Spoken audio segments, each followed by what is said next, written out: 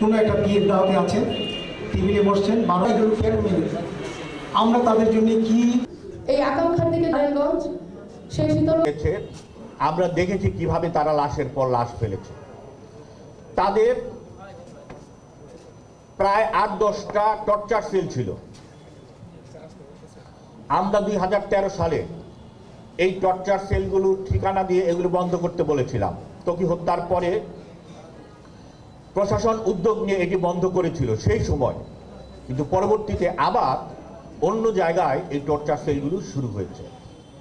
তারা টানবাজার থেকে বিভিন্ন ব্যবসায়ীদের কাছ থেকে চাঁদা নিত এবং চাঁদা দিতে অস্বীকার করলেই তারা তাদের টর্চার সেলে এনে নির্যাতন করে এমনই একটা অবস্থা তৈরি করত যে যদি তাদের কথা মান্য করা না হয় তাহলে লাশ হয়ে শীতলক্ষায় বাঁচতে হবে। 250-টিরও বেশি ডিজাইন অপশন নিয়ে ওয়ালটন স্মার্ট ফ্রিজ, বোঝে আপনার প্রয়োজন।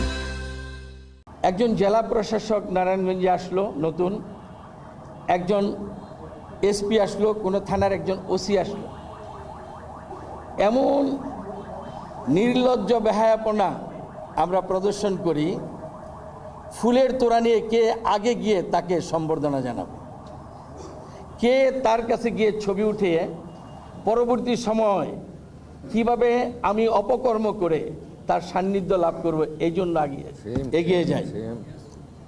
এর চাইতে লজ্জাজনক, দুর্ভাগ্যজনক আর কিছু হতে পারে না।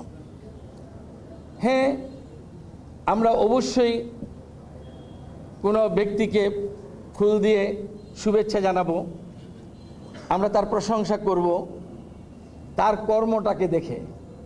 যখন সে এখানে নারায়ণগঞ্জের জন্য কাজ করতে আসবে, সে নারায়ণগঞ্জের মানুষের চাকর, সরকারি চাকরি করে, পাবলিক সার্ভেন্ট। বাংলা কি? বাংলা হলো চাকর। এই চাকরটা বলতে খুব লজ্জাবোধ করে।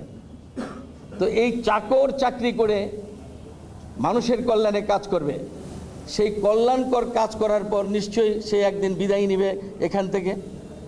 সেই দিন শুভেচ্ছা জানাই, সেই দিন তার প্রশংসা করি।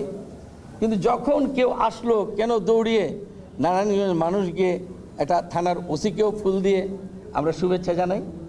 কর্তৃপক্ষ যারা, ডিসি সাহেব, এসপি সাহেব, র্যাবের প্রধান, সিটি কর্পোরেশনের প্রধান, এদের সবাইকে একাধিকবার চিঠির মাধ্যমে এবং টেলিফোনে আমন্ত্রণ জানিয়েছিলেন, এবং আমি যদি ভুল না করি এদের কেউ আজকে এখানে উপস্থিত নাই।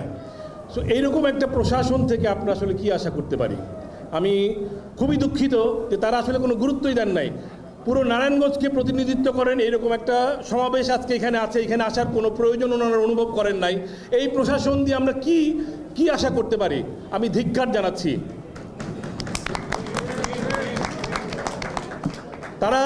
তারা সেই সেই জমিদারদের মতো তারা বসে থাকবেন।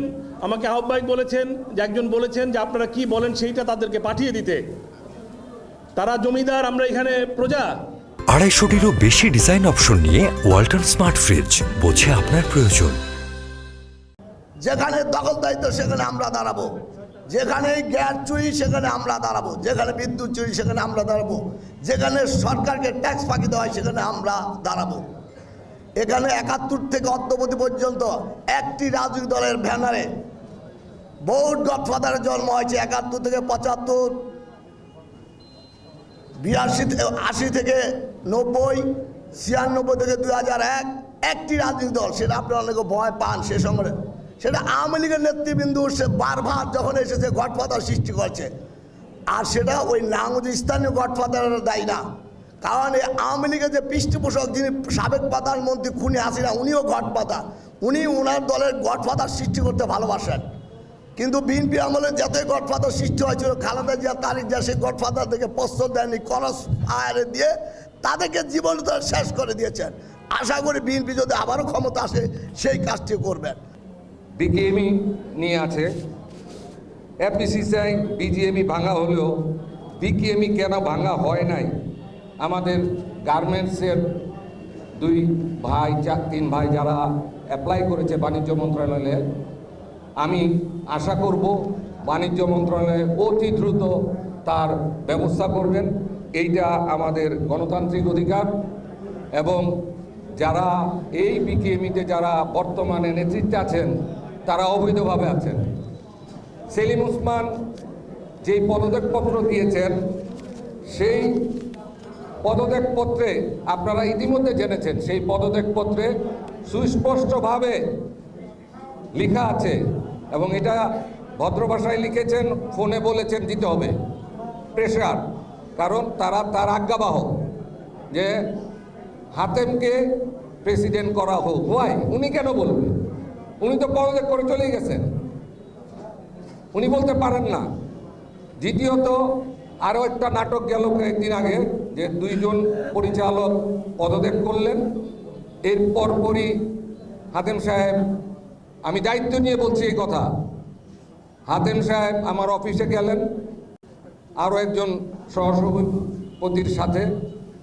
ওখানে যে প্রথম প্রশ্ন আমাকে করেছেন, এটা কি হলো, মানে আমার থেকে উনি জানতে চায় যে এই পদত্যাগটা কি হইল।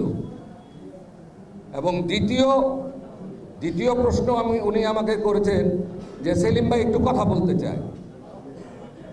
এখন আপনারা বোঝেন যে 5ই আগস্টের 20 দিন পরের কথা, 25 দিন পরের কথা, বা 1 মাস 1.5 মাস পরের কথা, উনি আমাকে বলেন যে সেলিম ওসমান একটু কথা বলতে চায়। আমি ওনাকে বললাম যে এটা কোনো কথা বললেন, ওনার সাথে আমি কেন কথা বলবো? তো বলে সার্বিক পরিস্থিতি, বিকেএমইর সার্বিক পরিস্থিতি নিয়ে একটু আলাপ করতে চায়। তো এই হয়েছে আমাদের হাতেম ভাইদের বিকেএমই।